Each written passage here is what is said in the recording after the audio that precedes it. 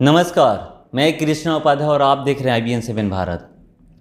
कल आपने एक वीडियो देखा था, मेरे YouTube पे भी देखे होंगे कि ज्ञान स्थली में कुछ बच्चे आकर के कह रहे थे कि हमारा रिजल्ट ख़राब हो गया है। स्कूल में कुछ और ही परसेंटेज था और जो CBSE द्वारा निकाला गया है उस कुछ और ही है। उसको लेकर के मैं बात करूंगा ज्ञान स्थली के डायरेक्टर सर से। मैं सबसे पहले आपको बता दूं कि दोनों पक्ष का बात जानना बहुत ज़रूरी होता है। अगर एक पक्ष की बात जाने और दूसरे पक्ष का नहीं जाने, स्कूल से भी बात करना ज़रूरी था कि क्या स्कूल जो वो बच्चे कह रहे हैं उसमें कितनी सच्चाई है। और सबसे बड़ा चीज़ है कि किस आधार पे स्कूल CBSE बोर्ड किस आधार पे रिजल्ट प्रकाशित किया गया था CBSE द्वारा, और इस साल एग्ज़ाम नहीं हुआ था। अब मैं सर से जुड़ता हूं सीधे और इनसे जानने की कोशिश करता हूं कि किस आधार पर CBSE इस बार रिजल्ट निकाला है और जो ये बच्चे कह रहे थे कल उसमें कितनी सच्चाई है। सर, IBN7 भारत में आपका स्वागत है। जी, थैंक यू सर। एक चीज़ बताइए कि पहला चीज़ कि कल कुछ बच्चे आए थे और मैं ही कवर किया था और देखा था कि स्कूल पर आरोप लगा रहे हैं कि हमारा रिजल्ट ख़राब हो गया है। पहले स्कूल में मेरा कुछ और ही परसेंटेज आता था और अब कुछ और ही परसेंटेज आया है CBSE द्वारा जो निकाला गया है। जब एग्ज़ाम नहीं हुआ तो फिर कैसे स्कूल में जो परसेंटेज आता था उतना नहीं आकर के घट कैसे गया, ये लोग पूछ रहे हैं। ये बताइए। जो चीज़ें मैं कह रहा हूँ सर, ये सारी चीज़ें CBSE पोर्टल पर भी उपलब्ध हैं, इसको देखी जा सकती हैं विथ एविडेंस, डॉक्यूमेंट्री एविडेंस है। CBSE ने जो गाइडलाइंस प्रोवाइड किया हम लोग को, हम सभी स्कूल वालों को, उसके अनुसार हमने अक्षरशः नहीं पूर्णतः पालन किया उन सभी गाइडलाइंस का। और उस आधार पर उनके जो पीरियोडिक टेस्ट होते हैं, उसके अलावा टर्मिनल 1 होता है, फिर प्री बोर्ड्स होता है, और इन तीनों को आधार मानकर उन बच्चों के पूरे साल का रिजल्ट तैयार किया गया और यहाँ से CBSE पोर्टल पर फीड किया गया। जो CBSE ने हमें यह गाइडलाइंस दिया था कि पिछले 3 वर्षों का रिजल्ट, जैसे 2018, 2019, 2020, इन 3 वर्षों में जो सबसे बेहतरीन रिजल्ट है आपका, इन 3 वर्षों में उस बेहतरीन ईयर को रेफरेंस ईयर माना जाएगा, जिसके आधार पर इन बच्चों का रिजल्ट तैयार किया जाएगा। इसमें जिस बच्चे को भी जितना डिजर्व करता था वो अंक हमने पूरी तरह से बगैर भेदभाव के, बगैर पक्षपात किए हुए उनके बच्चों की मेहनत के आधार पर उनको अंक प्रदान किए हैं। और ऐसा ही है। बहुत सारे बच्चे ये आरोप लगा रहे हैं कि स्कूल की वजह से ऐसा हुआ है, CBSE की वजह से नहीं हुआ है। नहीं, स्कूल इसमें रिस्पॉन्सिबल कहाँ से होता है सर? स्कूल का जो भी बच्चों को रिजल्ट प्रोवाइड किया गया, टर्म 1 का भी दिया गया, टर्म 2 का भी रिजल्ट हमने पब्लिश किया, पेरेंट्स रिसीव करके ले गए रिजल्ट। उन दोनों टर्म के रिजल्ट्स को वो देख लें। उसके बाद अभी का जो CBSE ने जो परसेंटेज दिया है उनको, उसको कैलकुलेट कर लें। उस आधार पर उनका ऑथेंटिक है, बिल्कुल है। कुछ लोग तो ये भी कह रहे थे कि उनको प्री बोर्ड का और हाफ ईयरली का रिजल्ट ही नहीं दिया गया है।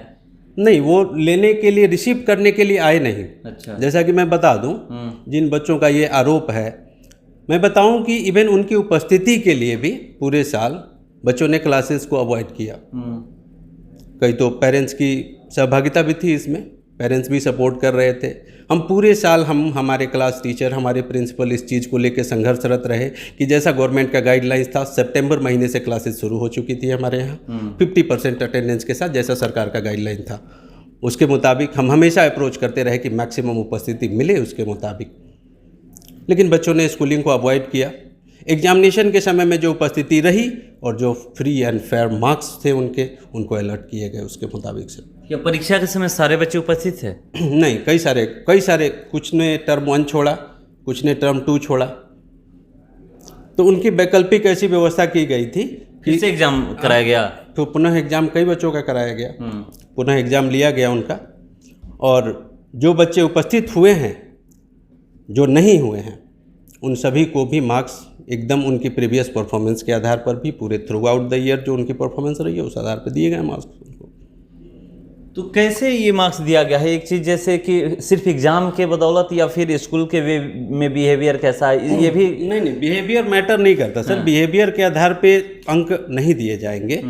बच्चे का जो एग्ज़ाम में उपस्थिति हुई उसकी एग्ज़ाम में आउट ऑफ 80 जो थ्योरी का पेपर हम लोग लेते हैं, उसने जैसा परफॉर्म किया उस आधार पर सभी का रिटेन विवरण सभी अभिभावकों के पास मौजूद है, जो रिजल्ट लेके गए हैं यहाँ से, दोनों ही टर्म 1 का भी और पीरियोडिक भी, जो ये पीरियोडिक भी जो दिया है।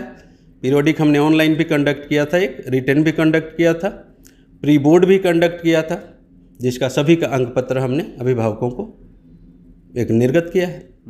एक चीज बताइए, सीबीएसई बोर्ड किस आधार पर निकाला है, क्या आप लोगों को क्या गाइडलाइन दिया था, ये पूरा विवरण बताइए पूरा विस्तार से। गाइडलाइन वही मैंने बताया, जैसे कि पिछले 3 वर्षों का रिजल्ट उसने ये किया कि 3 वर्षों का रिजल्ट उसने देखा, सभी स्कूलों को भेजा, उसमें जो सबसे बेहतरीन ईयर का रिजल्ट रहा उसको रेफरेंस ईयर माना।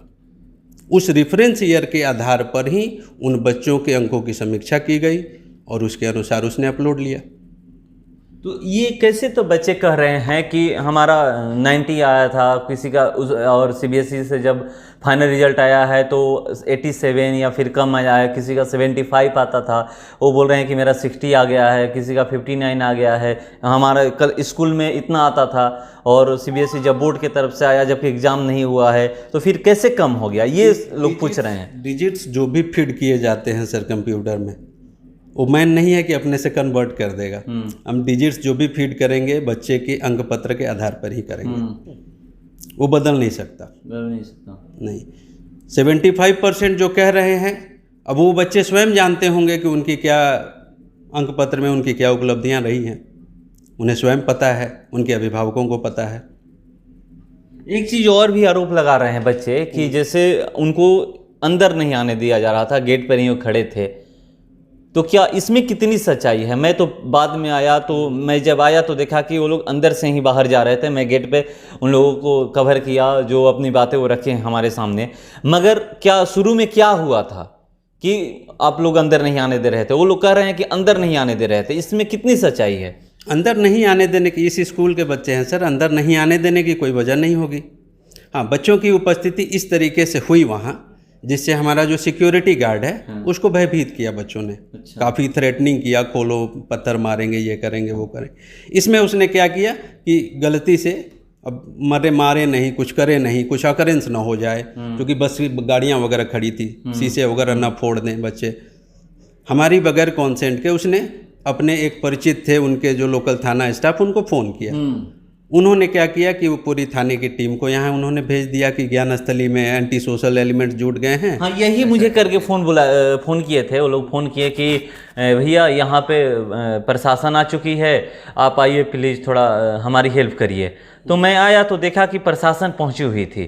तो प्रशासन क्या आपने बुलाया था या फिर कोई और बुलाया था? ये नहीं, मैंने बताया कि सिक्योरिटी गार्ड्स को इस अंदाज में बच्चों ने थ्रेट किया, उनको उसको डराया धमकाया। उसने सीधे सीधे कहा कि चलो भाई मिलना है, सर से मिलना है तो चलिए मिलवा देते हैं। लेकिन उनके वायलेंट बिहेवियर को देखते हुए वो भयभीत हो गया कि कहीं अकरेंस ना करें कुछ। स्कूल है भाई, शांति की जगह है, अपने बच्चों का स्कूल है सर। बच्चे आएँ, उनको कब अवरोधित किया जाएगा? उनके लिए है, दूसरा कौन विजिटर्स होता है स्कूल में? बच्चे नहीं आएंगे तो कौन आएगा? लेकिन जिस अप्रोच के साथ उन्होंने सिक्योरिटी गार्ड्स के साथ ये किया, उससे वो भयभीत होकर प्रशासन को कॉल कर लिया। प्रशासन आया तो फिर आपको जानकारी नहीं थी प्रशासन? बिल्कुल नहीं, बिल्कुल नहीं।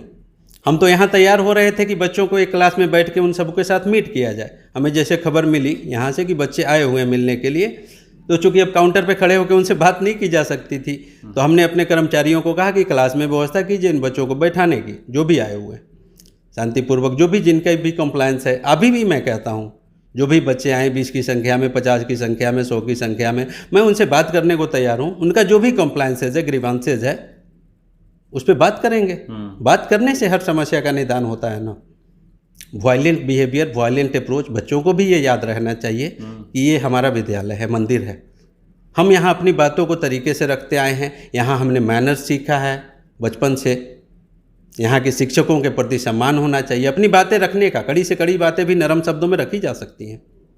बहुत सारे ऐसे बच्चे थे कह रहे थे कि मैं 13 साल से पढ़ रहा हूँ, मतलब नर्सरी से ही पढ़ रहा हूँ। बहुत सारे ऐसे 6 साल से पढ़ रहा हूँ, 7 साल से पढ़ रहा हूँ। तो ये कहीं भी अपना घर हो जाता है। ऐसे भी स्कूल अपना दूसरा घर ही होता है, क्योंकि बच्चे सबसे ज़्यादा टाइम तो स्कूल में ही गुजारते हैं। कोई भी, मैं भी क्लास जो करता था सुबह से शाम तक तो स्कूल में ही हम सब गुजारते हैं। तो यही सोचते हैं लोग, किसी के उस समय कुछ ध्यान में नहीं रहता है, बस यही कि स्कूल से गए तो फिर सुबह उठ करके हमको स्कूल जाना है। फिर भी अगर कोई कहे कि हमको स्कूल में नहीं घुसने दिया जा रहा है, क्योंकि स्कूल ही एक ऐसा चीज़ है कि इंसान कोई भी, जो भी उस स्कूल का विद्यार्थी है, बेझिझक स्कूल में घुस जाता है, जाता है और जो भी टीचर हैं या फिर डायरेक्टर हैं, जो भी सर हैं, उनसे अपनी बातों को रखता है। तो मगर ये जो बातें वो कह रहे थे, इसमें आप कह रहे हैं कि मैंने तो कभी उनको रोका नहीं। मैं तैयारी कर रहा था, एक क्लासरूम भी खाली करवा रहा था कि वहाँ पे आकर के वो मेरे साथ बैठ करके बात करें, जो भी उनकी समस्या है। उनकी समस्या है कि रिजल्ट जो स्कूल में आता था उससे कहीं सीबीएसई बोर्ड द्वारा जो जारी किया गया है वो कम है। क्या उसके लिए अगर वो लोग आते हैं तो किस तरह से वो उनकी समस्या का समाधान करिएगा, ये बताइए। जैसा कि सीबीएसई द्वारा ही जारी ये निर्देशित गाइडलाइंस है सर हम लोग को, कि जो भी बच्चा है अपने रिजल्ट से असंतुष्ट है, अगर उसको डिससेटिस्फैक्शन है कि नहीं हमारा रिजल्ट दूसरा होना चाहिए था, स्कूल के रिजल्ट पे उसे भरोसा नहीं है, तो उनके लिए सीबीएसई ने ऑप्शन दे रखा है कि अगर वो कॉन्फिडेंट हैं कि उनकी एक्वायर्ड परसेंटेज ये होनी चाहिए थी, दे कैन अप्लाई। उनके लिए सीबीएसई ने वक्त निर्धारित किया है, इवन क्लास 12 के बच्चों के लिए भी, कि अगर आप स्कूल के रिजल्ट से सेटिस्फाई नहीं हैं, आप पुनः अप्लाई कर सकते हैं। उसका एडमिट कार्ड रिलीज करेगा सीबीएसई, एक सेंटर देगा, जाके अपना निष्पक्ष रूप से एग्जाम देंगे वहाँ। और एक चीज़ और पूछूंगा, ये बताइएगा जरूर। देखिए, मेरा दोनों तरफ जानना जरूरी है, बच्चे जो बोले वो भी, और स्कूल के तरफ से क्या है, स्कूल क्या उनसे बातें कर रहा है, ये भी जानना जरूरी है। एक चीज़ ये बताइएगा, क्या ये सही था प्रशासन आना? अगर देखिए, दो ये समझिए कि अपना परिवार ही है, स्कूल आप गार्जियन हैं और वो बच्चे हैं, तो ये परिवार ही हैं। इसमें कितना आप इसको सही मानते हैं कि जो प्रशासन पहुंची, और वो ये भी आरोप लगा रहे थे कि प्रशासन कह रही है कि तुम्हारा हम कैरियर खराब कर देंगे, इसमें कितनी सच्चाई? क्या उस समय आप वहाँ पे थे जब इस तरह की बातें हो रही थी, और क्या बातें हुई है? और आगे भी ये आगे अगर वो बच्चे आते हैं तो क्या प्रशासन फिर से आएगी, या फिर आप खुद ही हैंडल करिएगा, क्योंकि वो आपकी स्कूल के विद्यार्थी हैं? वो हमारे बच्चे हैं सर, जैसा कि उन्होंने खुद एडमिट किया है, मैं 7 सालों से पढ़ रहा हूँ, मैं 8 सालों से पढ़ रहा हूँ। इनसे बातें करने के लिए हमें प्रशासन के रेफरेंस की ज़रूरत तो नहीं पड़ेगी, कभी नहीं पड़ेगी। ये हमारे बच्चे हैं, इनको हमने ABCD पेंसिल पकड़ के लिखना सिखाया है। इनसे बातें करने के लिए हम उनके टीचर हैं, और कभी भी प्रशासन के रेफरेंस की ज़रूरत नहीं पड़ेगी। अगर आया तो बस वही कारण रहा, बच्चों का वायलेंट अप्रोच, कि कहीं स्कूल की संपत्ति का नुकसान न करें। ये इवन कि ऑफिस में आने के बाद भी 1-2 बच्चों ने ऐसा वायलेंट अप्रोच दिखाया, हमारे केबिन की दीवारों पे मुक्का मुक्की करने लगे, पैर चलाने लगे, खूब ज़ोर ज़ोर से आवाज़ करने लगे, चीखने चिल्लाने लगे। तो इस वजह से वो आए, वो भी समझाने का ही प्रयास कर रहे थे बच्चे को। कुछ बच्चे उनसे बहस करने लगे, असभ्य भाषा का इस्तेमाल करने लगे। नहीं, क्योंकि मैं इसलिए कर रहा हूँ कि जितने भी बच्चे थे, आप जानते हैं कि सब नाबालिग थे, बिल्कुल। कोई भी बालिग नहीं था, क्योंकि सब 10वीं के थे, और 10वीं में जानते हैं कि 14, 15, 16 ज़्यादा से ज़्यादा ये होगा, कोई भी 18 से ऊपर नहीं था। तो इसलिए मैं कह रहा हूँ, क्योंकि हर कोई जानता है कि जब बच्चे इस उम्र में होते हैं तो अपने गार्जियन से डरते हैं, स्कूल में टीचर से डरते हैं। तो क्या उनको मतलब समझाने बुझाने के लिए प्रशासन का आना कितना सही है? नहीं, प्रशासन की तो ज़रूरत ही नहीं थी, प्रशासन की तो आवश्यकता ही नहीं थी। हमारे बच्चे हैं, अभी भी मैं कह रहा हूँ कि हमें उनसे बात करने के लिए प्रशासन के रेफरेंस की ज़रूरत नहीं है। हमारे बच्चे हैं, पढ़ाए हुए बच्चे हैं, हम हर चीज़ से उनको एक एक टॉपिक पे कन्विंस करते आए हैं। प्रशासन के इंटरफेरेंस की ज़रूरत नहीं है। ये जस्ट वायलेंट अप्रोच देखकर सिक्योरिटी गार्ड के द्वारा इन्फॉर्मेशन हुई, जहाँ ये प्रशासन को लगा कि कहीं अकरेंस ना हो जाए, इस वजह से वहाँ आए थे। और बात करने के लिए उनसे कभी भी, आज भी वेलकम है बच्चों का, आकर के बात कर सकते हैं हमसे जो भी। और सब कुछ डेमोक्रेटिक तरीके से होता रहा है सर। पिछले ज्ञानस्थली में 21 वर्षों का इतिहास है कि कभी भी अभिभावकों को डिससेटिस्फैक्शन नहीं हुआ। यहाँ पे बहुत छोटे से, बहुत ही 0 लेवल से इसके इस्टेब्लिशमेंट की शुरुआत हुई, और हमेशा डेमोक्रेटिक प्रणाली रही हर चीज़ की। निष्पक्षता के साथ। और एक चीज और एक आरोप लगा रहे थे कि जैसे फीस जिसका फीस जमा नहीं होता है उसको क्लास से बाहर कर दिया जाता है, क्या इसमें कितनी सच्चाई है? बिल्कुल भी नहीं, क्योंकि फीस जमा नहीं करने के बाद भी आप बच्चों से पूछे क्या उनकी परीक्षाएं नहीं ली गई, क्या उनकी कक्षाओं का नियमित संचालन नहीं हुआ, जैसा भी सरकार ने गाइडलाइंस प्रोवाइड किया 50% अटेंडेंस के साथ। और पूरी तरह से मैं तो कहूँगा कि फ़ीस की जितनी लिबरेसी सर हमारे यहाँ रही, या जिस तरह से हमने अभिभावकों की सहूलियत का ख्याल रखा फीस के मसले में, मैं नहीं समझता कि इस लोकेशन में किसी और विद्यालय में भी ऐसा किया जाता होगा। कभी किसी तरह का लेट फाइन इम्पोज नहीं किया, पूरी तरह से डेमोक्रेटिक रहे। हर अभिभावक ने अपनी इस कोरोना काल में अपनी स्थिति का बताया, हमने सबके साथ कंसीडर किया। कोई अभिभावक ऐसा नहीं कह सकता कि विद्यालय ने हमारे ऊपर कोई इस तरह का हार्ड एंड फास्ट रूल लगाया कि नहीं फीस आपको आज ही जमा करना है। अभी भी इनफैक्ट अभी भी सेशन बीत चुका है, लेकिन कई एक बच्चे हैं जिनकी फीस जमा नहीं है। अच्छा, इस कोरोना काल में क्या उनको छूट भी दी गई थी? कुछ दी गई थी, बिल्कुल दी गई थी। स्कूल फी जितना 12 महीने की भी स्कूल फी हमने नहीं ली है सर। उसके अलावा जो भी अतिरिक्त चार्जेज साल में अतिरिक्त चार्जेज के रूप में एक एनुअल चार्ज लगता है बस हम लोग के यहाँ, वो हमने सभी अभिभावकों का, अभिभावक इसके एविडेंस है, सबके पास रिसीविंग है, जो भी अमाउंट हमने ये किया है वो देख सकते हैं। पूरी तरह से अभिभावकों की सहूलियत का ख्याल रखते हुए कि कोरोना काल में कई लोगों के बिजनेस बंद हो गए, कई लोगों की नौकरियां छूट गई, तो विद्यालय प्रबंधन ने हमेशा सहयोग किया उनको, खुद संघर्ष करते हुए। तो ये हमारे साथ हैं। और मैं एक चीज़ बता दूं कि कल जो बातें हुई थी आप लोगों ने सुना है, आज भी सुन रहे हैं कि क्या क्या हुआ है, बच्चे क्या कह रहे हैं। और कुछ लोग कमेंट भी किए हैं कि बच्चों को इस तरह से वायलेंट नहीं होना चाहिए था, सोचना चाहिए, आगे भी है, परसेंटेज मायने नहीं रखता है, मार्क्स हर किसी के लिए मायने नहीं रखता है, उनको सोच समझ करके बात करना चाहिए था। उसी स्कूल के पढ़े हैं। मगर एक चीज़ मैं बता दूं कि जो अभी मैं बात कर रहा हूं और जो बातें सामने आ रही है कि ये कह रहे हैं कि स्कूल उनका है, कभी भी वो आ सकते हैं, हमने कभी वहाँ बाहर रोका नहीं। और जो प्रशासन कल आई थी, प्रशासन की आने की जानकारी मुझे नहीं है। वहाँ लगा जो गेट पे गार्ड है उसने किसी को फ़ोन कर दिया और फ़ोन करने की वजह से प्रशासन आई थी। सर, तो एक चीज़ ये है कि अब मान लीजिए कि जैसे ये लोग तो बच्चे कह रहे हैं कि इतना परसेंटेज है, ये है, ये भी एक आरोप लगा रहे हैं कि आप सुने होंगे, वीडियो अगर देखे होंगे तो, कि पहले आप लोग इसी स्कूल में एडमिशन करा लीजिए, ये भी कुछ ऐसा आप लोग कहे थे क्या? सीबीएसई का ही गाइडलाइंस था सर इस तरह का कि जो बच्चे, चूँकि रिजल्ट में देर हो रही थी, यूजुअली सेशन जो मार्च में परीक्षाएं हो जाती हैं, मई तक रिजल्ट आ जाता है, इन बच्चों को अपना फिर कहीं अलग अलग अभिभावकों की इच्छा के मुताबिक या अपनी इच्छा के मुताबिक वो नामांकन लेने के लिए स्वतंत्र होते हैं। तो सीबीएसई ने ये हमें गाइडेड किया कि उन बच्चों का रिजल्ट चूँकि अवेटेड है, तो उनके समय को ध्यान में रखते हुए, चूँकि 11th-12th की उनको तैयारी करवानी है, तो अपने स्कूल के जो बच्चे हैं वो आकर के अपनी क्लासेज शुरू कर सकते हैं। और उसमें भी उनके मार्क्स बेसिस पर कोई उनके डिजायर्ड स्ट्रीम का भी कोई बंधन नहीं था। ठीक है, रिजल्ट निकलने तक वो जो भी बच्चा डिजायर्ड स्ट्रीम प्रेफर किया, पीसीएम, पीसीबी, कॉमर्स, व्हाटएवर जो भी उनकी इच्छा थी उसके मुताबिक, तो ये नोटिफिकेशन हमने किया था। उनके क्लास में जो व्हाट्सएप ग्रुप बना था उस नोटिफिकेशन दिया कि जो बच्चे इच्छुक हैं, कोई प्रेशर नहीं है इसके लिए, हर बच्चा स्वतंत्र है, हर अभिभावक स्वतंत्र है कहीं भी नामांकन लेने के लिए। तो ऐसी कोई बाध्यता कभी नहीं रखी गई कि नहीं आप यहीं आके नामांकन कराओ। हमने नोटिफिकेशन दिया, whoever is eager can apply for the admission and can start the initiate with the classes, यही कहा था हमने। अच्छा, जो फीस को लेकर के एक बच्चे बोल रहे थे, क्या कभी कोई ऐसे वावा आए कि मेरे बच्चे को आपने स्कूल के बाहर खड़ा कर रखा है? नहीं, ऐसे तो कोई अभिभावक नहीं आए सर हमारे पास। और हमने कभी ट्रूली सेइंग कभी 21 वर्षों के इतिहास में ऐसा नहीं किया कि बच्चों को फीस के लिए चाइल्ड कमीशन के सारे रूल्स एंड रेगुलेशन का हम स्ट्रिक्टली पालन करते हैं सर।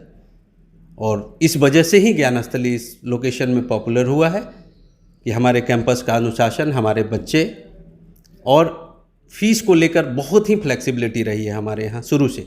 हमारे यहाँ से जुड़े पुराने अभिभावक जानते होंगे, कई एक आपके परिचय में भी होंगे, तो वो जानते हैं कि किस लेवल से अभिभावकों को कोऑपरेट करके, बच्चों को कोऑपरेट करके हम विद्यालय का संचालन करते हैं। ऐसे कोई बच्चे हैं जो जिनका स्कूल में मान लीजिए कि 95 या 90 से ऊपर आता है, या फिर 80 से ऊपर आता है, उनका परसेंटेज सीबीएसई बोर्ड जो अभी निकाला है रिजल्ट कम आ गया, और कम आने की वजह से आपके पास आए या कॉल किए, जो अभी कल आए थे उनको छोड़ करके कोई ऐसा है कि कॉल आया कि मेरा किस तरह से ये होगा, मैं एग्ज़ाम देना चाहता हूँ, या सीबीएसई का क्या गाइडलाइन है कि फिर से हम लोग अपना रिजल्ट फिर से दोबारा किस तरह से निकलेगा, ऐसा कुछ कॉल आया था? विजिट करके कई बच्चों ने ऐसा जानने का प्रयास किया कि मतलब ये दोबारा मैं अपने परसेंटेज से सेटिस्फाई नहीं हूँ, तो जो ऑप्शन है जो जेन्युइन है हमने बताया उनको कि आप अप्लाई कर सकते हैं। तो अभिभावकों की कंसेंट के बाद वो बच्चे अप्लाई भी करेंगे। अभी कई सारे जो अपने परसेंटेज से सेटिस्फाइड नहीं है, संतुष्ट नहीं है, तो कर सकते हैं। तो बिल्कुल से जेन्युइन सी बात है। और मैं कहूँ कि अगर वो रियली अनसेटिस्फाइड हैं विद्यालय द्वारा दिए गए अंक से, उन्हें करना चाहिए। कल की खबर आप देखे थे ना जी, कल की खबर देखे हैं, और बच्चे ने जितने भी बच्चे थे, बहुत सारे बच्चे सिर्फ आरोप ही लगाए हैं कि स्कूल ऐसे करता है, ये करता है, ये करता है। तो अगर कल को वो बच्चे फिर से आते हैं इस स्कूल में और अपनी बातों को रखते हैं, तो क्या उनके लिए स्कूल क्या करेगा, ये बताइए। उन सभी बच्चों के सामने ये ऑप्शन खुला हुआ है। कभी भी उनका अपना विद्यालय रहा है सिंस चाइल्डहुड, आकर के अपनी बातों को कायदे से रखें, बातों को समझें। हम उन्हें यथासंभव हर चीज़ उनकी सहूलियत के मुताबिक उनसे बातें करने का प्रयास करेंगे। हाँ, वो उनको फिर दोबारा अपीयर होना पड़ेगा एग्ज़ाम में अगर वो परसेंटेज से सेटिस्फाई नहीं है तो, और वहाँ जा कर के जेन्युइनली अगर वो कॉन्फिडेंट हैं, रियली जो टैलेंटेड हैं वो रियली कॉन्फिडेंट हैं सर, ऐसे कई सारे बच्चे हैं जो एग्ज़ाम देना चाहते हैं, बिल्कुल चाहते हैं, वो एग्ज़ाम देना चाहते हैं। कितने होंगे इस स्कूल में, कितने ऐसे बच्चे होंगे, कोई जा रहा है?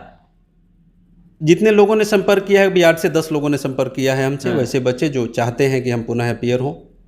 बाकी कल के जो विजिट में बच्चे थे, उन्होंने तो सीधे सीधे इस चीज़ को रिफ्यूज किया कि नहीं, दोबारा हम लोग एग्जाम नहीं दे सकते हैं। मतलब पहले से लोग आ चुके हैं और बात कर चुके हैं कि मैं फिर से, हाँ, रिजल्ट से असंतुष्ट हैं, मैं फिर से एग्जाम देना चाहता हूँ। उन्हें अपने परसेंटेज इंक्रीज करने के क्रम में कि हमारा परसेंटेज, चूँकि बोर्ड एग्जाम होगा तो फ्री एंड फेयर होगा, हम भी उन बच्चों के साथ हैं। उनकी सारी प्रक्रिया चूँकि हमारे ही अपने सीबीएसई पोर्टल से करनी है हमें, तो वो स्कूलों को अप्रोच करें। जो बच्चे नहीं भी किए हैं उनके लिए भी मैं कह रहा हूँ अप्रोच कर सकते हैं। वो कितने दिन में करना है ये? तुरंत इसका कोई लेके सर्कुलर अभी आया नहीं है सर, आज कल में आ जाएगा वो, आ जाएगा जी।